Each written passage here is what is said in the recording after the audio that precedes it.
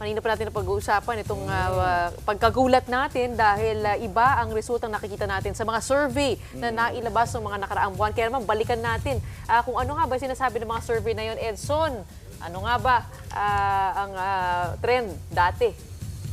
Okay, sa SWS natin, no, na tracker na inihanda kanina, sa number 1 spot, talagang naglalaban dito si Senator Bongo at si Erwin Tulfo. Yun yung nakita natin. Talagang statistically tied sila noong March, April at May.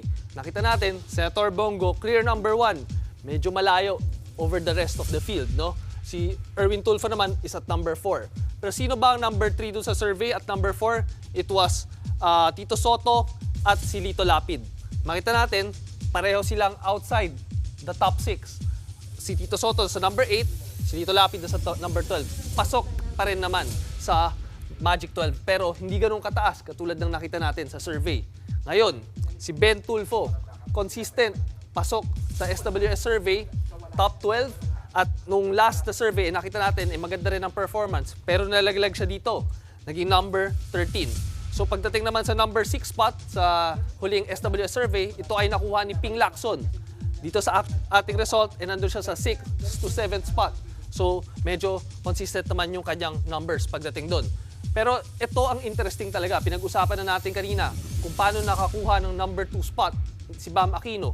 Ito number 2 siya sa SWS survey, nakita natin outside the Magic 12.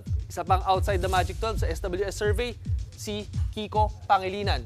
Pero dito, sa ating partial and unofficial results, nasa number 5. Si Camille Villar naman at si Amy Marcos, nakita natin, nagkaroon sila ng momentum dun sa huling SWS survey. At dito, medyo nag-reflect naman yung results nila dito at 10 and 11. Tia Cayetano, steady. Dito, ganun rin ang nakita natin.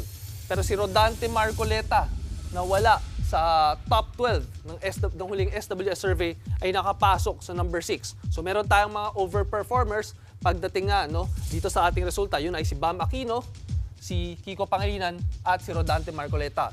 Pare-parehong nasa top 6 pero wala sa Magic 12 nung SWS survey. Ngayon, pag-usapan naman natin kung meron tayong overperformers, meron din tayong underperformers. At ito nga ay si Senator Bong Revilla, Makati Mayor Abby Binay, na parehong nasa Magic 12 nung SWS survey. Actually, si Bong Revilla nga ay nag-number 2 pa noong December survey ng SWS. Pero nakakita tayo ng downward momentum at ngayon nga ay natanggal siya sa Magic 12.